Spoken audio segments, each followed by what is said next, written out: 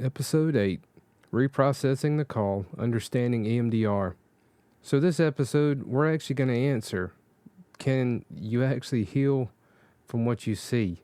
That answer is yes, and it's through EMDR. So I'm going to have my wife on again. It's kind of a continuation from episode 3. A lot of foundation, if you want to hear this episode, is built in that episode. But we go into a full episode on EMDR and kind of answer that. We need to understand that faith doesn't replace healing tools. It anchors you while you use them. And also, getting help is not weakness, it's wisdom. I'm telling you, I know it. Some of y'all have been stacking calls, as we call it, in your brain for years. So what if I told you there's a way to process those memories without reliving them?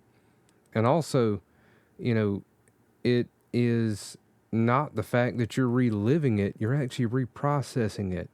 It's a tool that can help you, that can help your spouse, that can actually help your family, even your children. Like it can help combat PTSD, intrusive memories, nightmares, anxiety, line of duty trauma, critical instances. So why wouldn't you take advantage of something? And I know there could be a lot of fear, kind of scared. We all envision the leather couch with the counselor in the corner, I guess doodling on a notepad, pretending to listen. Well, this isn't the case in this. So hopefully this episode, you'll get a lot out of what's going on. So let's get into it.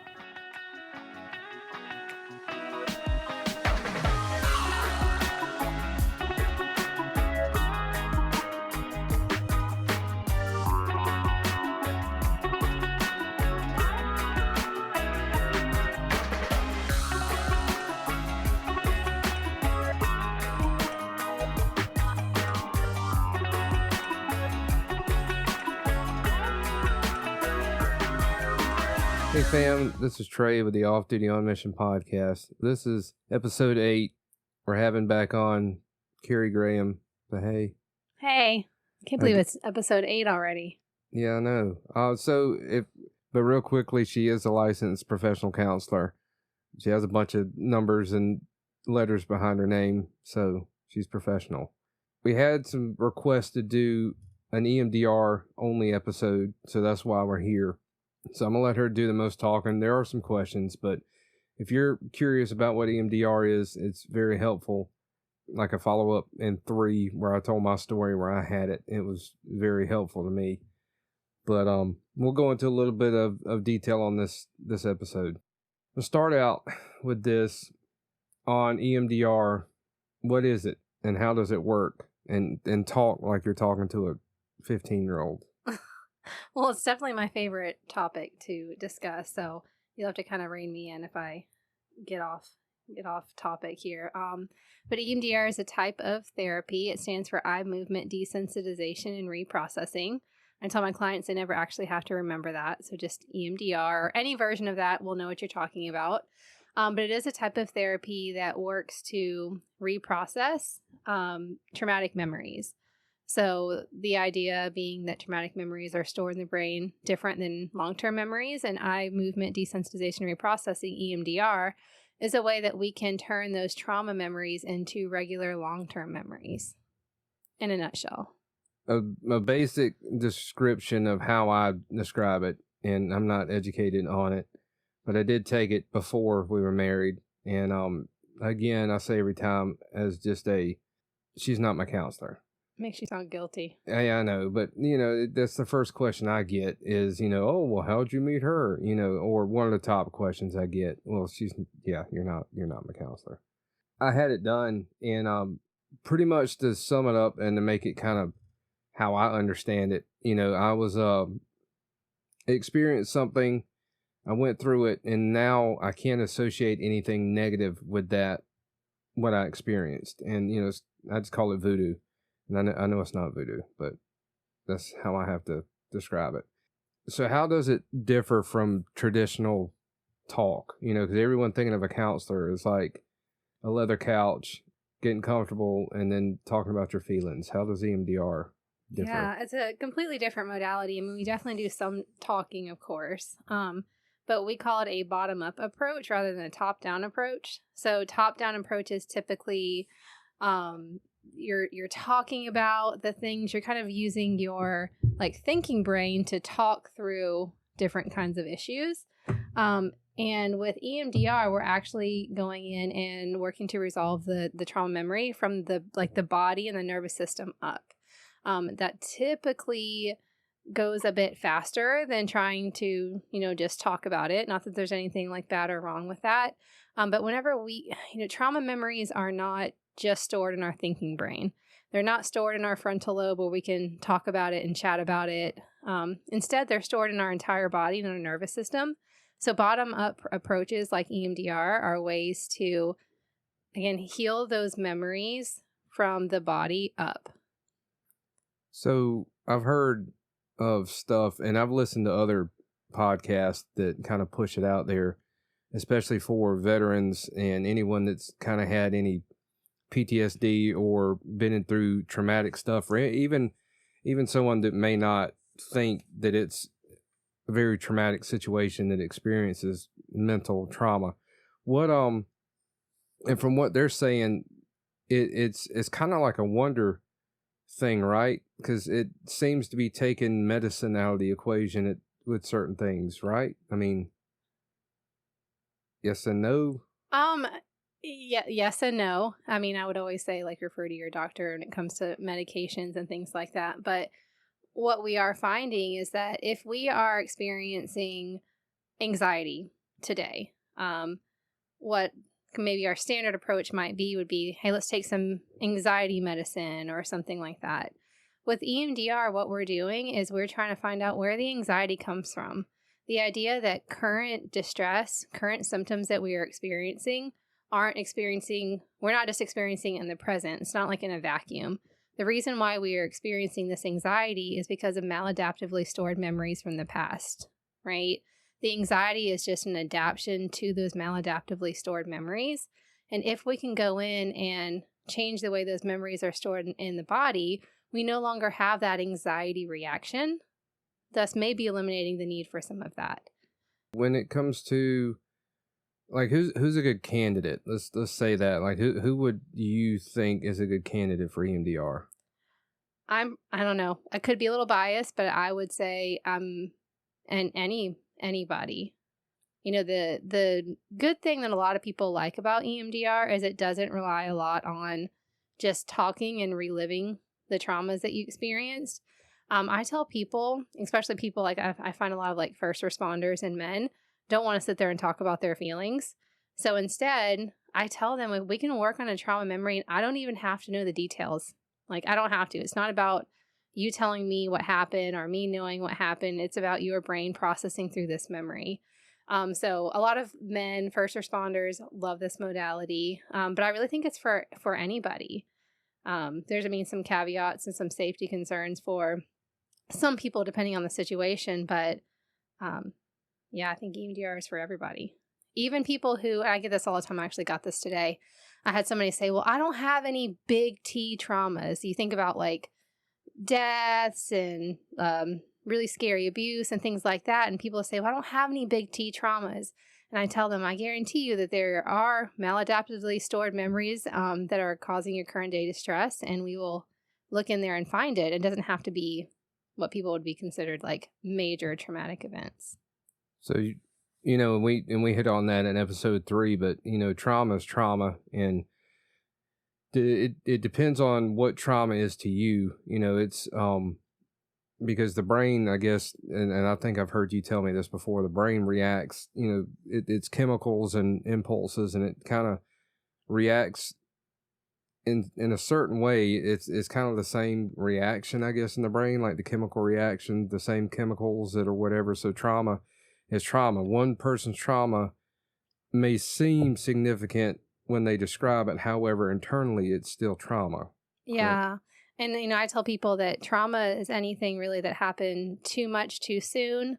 In the case of like something happening that it shouldn't have happened, too little for too long. So that could look like the absence of nurturance, the absence of food, the absence of positive social reactions or interactions, or it could be too much for too long in the case of like ongoing abuse or ongoing bullying and things like that.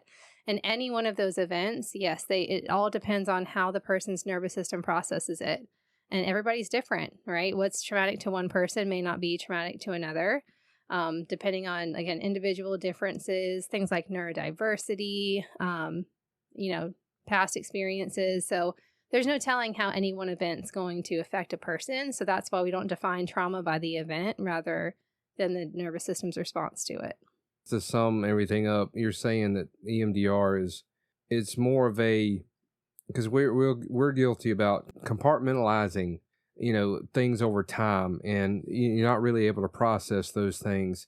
However, with EMDR, you're kind of processing that, right? Like, yeah. So the cool thing about EMDR, like what we're really doing is we're taking, let's say, a memory that for whatever reason you couldn't process at the time that it occurred. Like I kind of describe it as, I can't remember if I did this in episode 3 or not.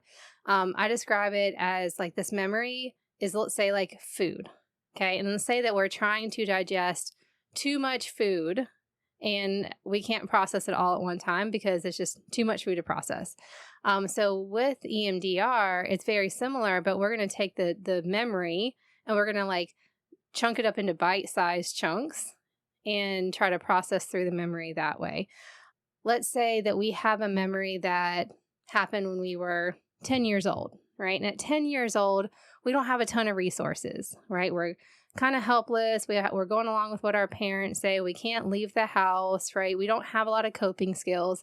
So at 10 years old, a memory could happen and that could be too much. That could be too much stimulus for your nervous system to process, okay? So then we have this maladaptively stored, undigested memory from 10 years old.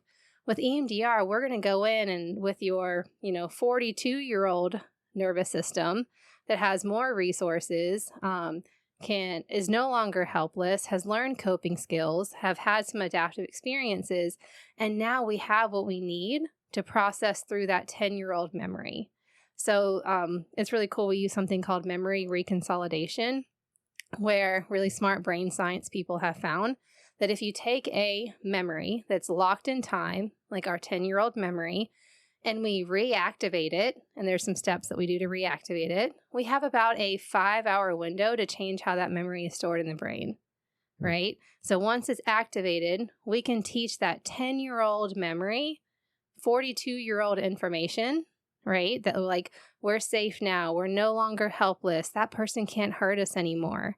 And when we introduce that new information to the old memory, it essentially updates it, right? We're kind of giving it a new operating system. We're going from Windows 95 to Windows, whatever they do now. Yeah.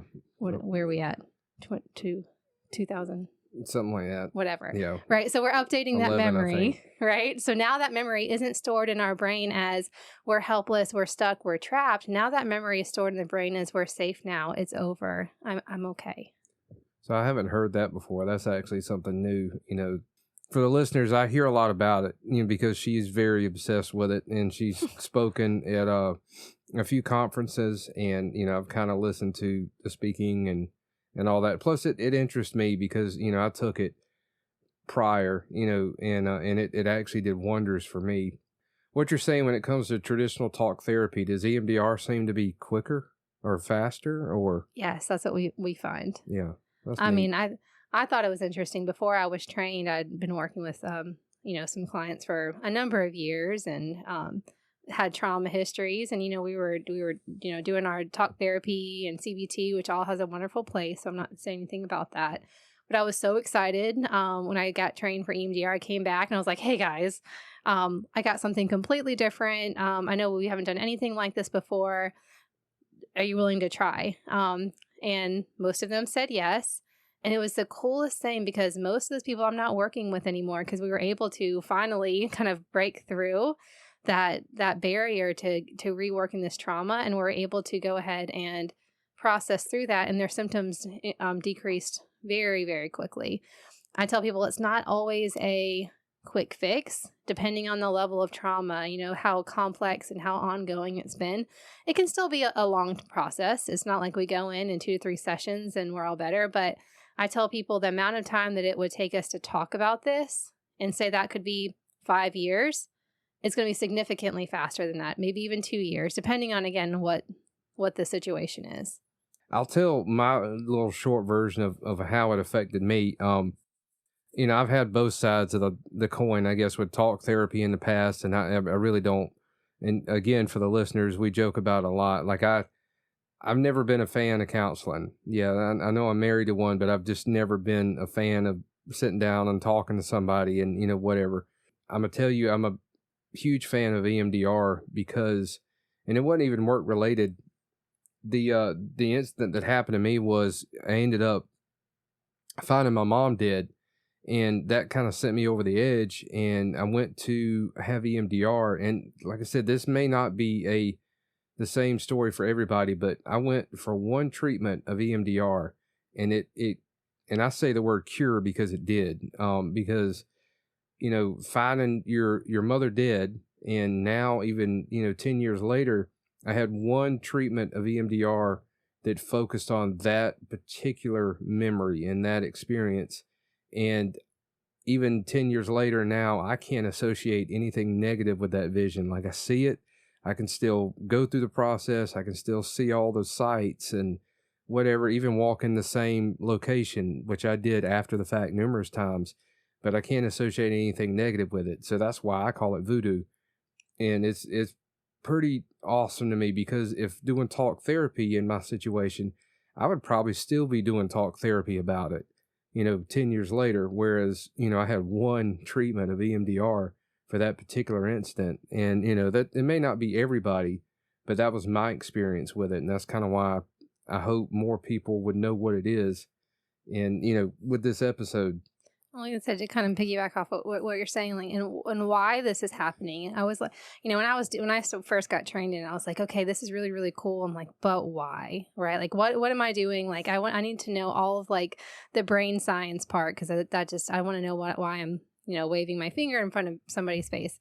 But essentially, those memories that are stored as maladaptively stored memories are stored in a different part of the brain, and they're stored as like fragmented, emotionally charged pieces of memory.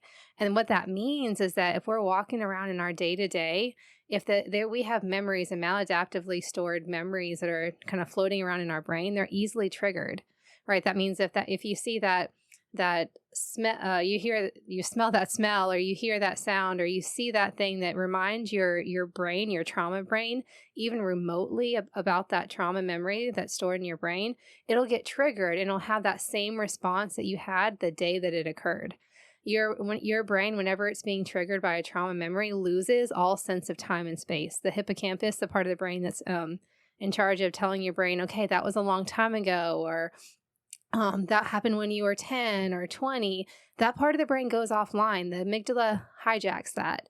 So your brain doesn't know that, hey, this is 2026. It feels like it's still 2018 or 2000 whatever.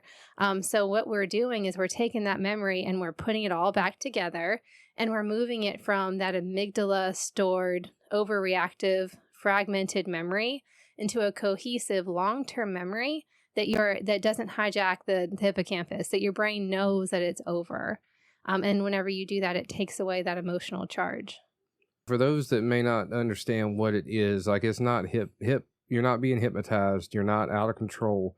So take us through like a normal, let's say someone that's interested in it but scared. Like, what's the normal process of EMDR? Yeah, so EMDR has 8 phases. Phase 1 is the history taking and target planning. And this is where we go in and we're trying to find out, what are those maladaptively stored memories? What is it from the past that's coming up today? And typically when I'm doing that with somebody, I'll ask them, like, what's bothering us today? What symptoms are coming up today? And then we do a little like trace back to find out, okay, where did this come from? And there's different kind of ways that we can do that. And then we go into preparation. This is probably the most important phase to me. This is where I make sure that all of my clients are safe to do this, because it can be emotionally overwhelming. Anybody who you know that might have tried EMDR, they might say they feel tired or overwhelmed after the session because it's a lot. So in phase 2, I'm teaching them all of the skills and techniques that they need to know so they can do it safely. We won't progress past EMDR phase 2 if we haven't learned how to regulate the emotions until we know that we can do this safely. Um, so phases 3 through 6 are what people kind of think of when they think of EMDR, but no, this part is not hypnosis. Phase 3 is where we activate that memory. Just like I said earlier, we have to activate the memory in order to do work on the memory. My clients hate it when I say it, but I say we got to feel it to heal it, right? So in phase 3, we're activating it. And then phase 4, we're using our bilateral stimulation. This is kind of the weird sauce in EMDR. But the bilateral stimulation is a whole bunch of different things. It helps kind of keep one foot in the present, one foot in the past. It activates all the parts of the brain that are needed in order to move that memory from trauma memory to long-term memory. It kind of replicates that REM sleep cycle where we're processing our day. Okay, we're doing it while we're awake. And it also activates left and right hemispheres of the brain. So the bilateral stimulation is doing all kinds of cool stuff, but you are completely awake, completely aware. There is no like hypnotic state or anything like that. So we go through phase 3, where I'll have you hold the memory, hold the thoughts, hold the body sensations, and then we're just doing the bilateral stimulation for sets. And after each set, I would check in with you and kind of ask what came up for you. What did you notice? And then we usually get some brief feedback, and then we do more sets. And we do that over and over and over again until that memory no longer feels distressing. In other words, or like I said, when you talk to a 2-year-old like me mentally, what you're saying and the experience I went through, I think there are different forms that you can do with somebody. The version I went through, for those in law enforcement, if you know what the horizontal gaze nystagmus test is, where you hold the stimulus in front of somebody, you go back and forth in front of their eyes, for several passes. That's exactly what it felt like to me. I think there are different versions you can do, but essentially you're stimulating both hemispheres of the brain. And I think when she said it simulates REM sleep, isn't that what REM sleep does, a rapid eye movement? Yeah, that's how you process your day. Like when you're in that sleep cycle, you are processing through what you've learned and what memories and emotions for that day. That's why our dreams are so weird, or that month or whatever. So we're replicating that while we're awake. So with saying that, moving into, are there any like side effects or anything that maybe someone would be concerned about doing EMDR? Yeah, I mean, it has to be done safely and by a well-trained therapist. There's a lot of people who may say that they're trained, but I would just be curious about just make sure you have an EMDRIA. Yeah, make sure, and I'll second that too. And it's just like us. You don't want a first responder who's not certified, let's say even in the medical field, like, at EMS or, firefighters who have medical training. You have to be certified in order to, put hands on somebody. Same thing applies to counseling, so make sure whoever you go to is legit and has certifications, because they can really screw you up. And isn't that right? So step 1 is I make sure you find a good EMDR trained therapist. You can ask them, how long have you been practicing and where'd you get trained, and just making sure that you're doing this safely, because it can be like whenever we are going in and activating trauma memories, right, we're intentionally bringing that stuff up, and that can feel extremely overwhelming. So you want to make sure that you do it with somebody who's well trained, that knows how to make sure that you're ready for it. Like I said, phase 2 is the most important part for me, right? There's tons of different ways that we can safely proceed through this, but you don't just want to jump right into it. So side effects could be just emotional reactivity. A lot of my clients, it's not really a bad side effect, but afterwards they're super tired, a little grumpy sometimes. I tell everybody that every good EMDR therapist has an EMDR therapist. So even for me, I'm going to be a little tired, a little grumpy, maybe a little short. All of that's completely normal, but it can cause a lot of emotional responses. But there are ways to do it safely. So just make sure that you're, within. For any listeners that have any questions, you can definitely reach out to me about, making sure we're, going to somebody and doing it safely. Yeah, and I'll have her email or contact stuff up with the episode. How about spouses? Is this something maybe spouses of first responders could consider? Oh yeah, EMDR is for everybody. Yeah, I'm just making sure. We're kind of focusing on the main topics, but I don't want to forget the spouses and significant others. Are there daily practices to support EMDR work and mental wellness in general? I know we went into it in episode 3, but maybe they haven't heard episode 3. So, well, I think that one of the cool things about EMDR is there's not a lot of like homework. I have some clients that are like, "And what's my homework?" I'm like, "Nothing. Just process your memories with me." And that's a cool thing a lot of people do appreciate. But like I said, a lot of things that we do in phase 2 are going to be like those mindfulness based strategies. I do a lot of like somatic therapy, yoga, grounding exercises. I go through and I teach people really cool strategies like calm place and container, where we can like store stuff until we're ready to deal with it, or kind of take a break and go to our calm place. So there's a lot of cool things that I would teach my clients going through the process. But any kind of good body based relaxation, mindfulness, grounding is always going to help kind of be able to regulate your nervous system so that you can do this hard work. So how would somebody, I guess, get in touch with you? What's a good way to get in touch with you? And this isn't necessarily to see you. I know you're really good at networking with other people across the state, across the country. I mean, you got your license in a couple states. But how would someone get in touch with you? They could email me at carriegramlpc@gmail.com. That's carriegrahamlpc@gmail.com. They are welcome to text me 843-713-9854. And I'd love to just kind of get them connected. I do have a few people in my practice, but also I love helping people find, and we're all on the same team here, so I love to get people connected with other EMDR therapists as well.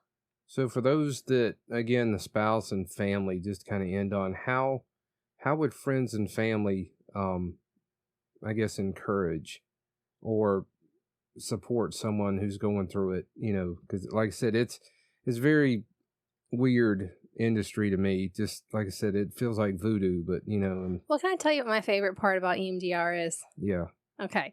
So my favorite part about EMDR is it uses the adaptive information processing model, which I've mentioned before, which my favorite part of that is that the brain has a natural ability to heal itself, right? So if you get a paper cut on your arm, right? Eventually that your arm's going to heal itself, right? If it gets too deep of a cut, right, we might have to put stitches on and then it's going to resume healing, right? And so the brain does the same thing, right? We're looking at some of these trauma memories as just like a really deep cut that we've got to put our stitches on and then it's going to resume healing. Like I can't tell you how many times I'm in session with somebody doing EMDR and I'm like, I think I know where their brain's going to go with this, or I think I know where they need to go in order to heal this memory. And we go in and we do the processing, and it's such like a self-guided, like brain-guided thing. Like we're not going where I want to go, or even where the client thinks they want to go, but they're going where their brain needs to go. So every single set, we're kind of like moving along this like train ride, right? And at the end of this train ride is adaptive, healthy resolution. And the people's brains go exactly where they need to go to heal itself. Like they'll go through a set and they'll report back to me and I'm like, wow, that is amazing. Right. And it had nothing to do with me. It had nothing to do with them. It's simply the brain's natural ability to heal. So with EMDR, we're just tapping into it. So it's super cool. And then as far as like supporting people going through this, just kind of give them a break if they're a little grumpy. Like I said, after sessions, usually that night, sleep could be kind of funny. I have a lot of people who report nightmares and bad dreams, but generally it's pretty well tolerated. You shouldn't have a ton of that. Just be willing to listen. And, I have a lot of people that after each session, they're like, I cannot wait to tell, so-and-so about this, or I can't believe that happened, or I can't believe my brain did that. I can't wait to tell, so-and-so. So just be supportive. It's exciting to get to see the brain heal itself. Neuroplasticity? Yeah, that's the word. Yep. Okay. I got it right the first time. Yeah. The brain is we're not just stuck in, and the brain's kind of the same patterns. We have the ability to change and form and adapt and heal. And I think that's a misconception in our industry. And I've used it before in illustrations, kind of like you take, the Matrix philosophy, you take the blue pill or the red pill. And once you take whatever pill you choose to and see the reality of the world, you can't really ever go back. But well, that was what they thought for the longest time until more recently. They were like, well, once you're, people say I'm stuck in my ways. I kid you not, I just started working with Medicare clients and I love it, but I've got 80-year-olds that are changing how their brain is functioning. It's really, really cool, right? We're not stuck in our ways. We're not, because we made this one decision that burst, it's cool that we can change all that. I guess using our own body to heal itself. Well, cool. What, anything else to add? I've learned some things. Have you? Yeah, I did. I feel like I could talk about it for hours, but I don't know. It's an interesting topic. It's brain science. It's really cool stuff. I tell people all the time that I have like the coolest job in the world, that I get to it's almost like I'm riding shotgun in these people's like healing journey, and it's just really cool to get to see every day, like literally every day. Front row seat to the greatest show on earth. Is that it? Yeah, that's the Southland quote for law enforcement. Yeah. That's it. I'm telling you, it's amazing. I can't tell you how many times I'm tearing up at the end of the session because I'm like, that was so cool. Like, How did that happen? How did we get here? Yeah. Well, we'll probably do more mental health episodes in the future. This is just one that I felt because I had some people ask questions, and it's been good. So email me, text me. Don't call. I'm just kidding. You can call me, but I do better with emails and text with, running a practice and kiddos and stuff. So shoot me an email or text and we can chat. And if you like the stuff, guys, please like, subscribe. We're getting on more platforms. Appreciate the comments, the likes, the text, the messages, everything I've gotten. I greatly appreciate it. And certainly appreciate you guys. So, be blessed, be safe, and handle your business.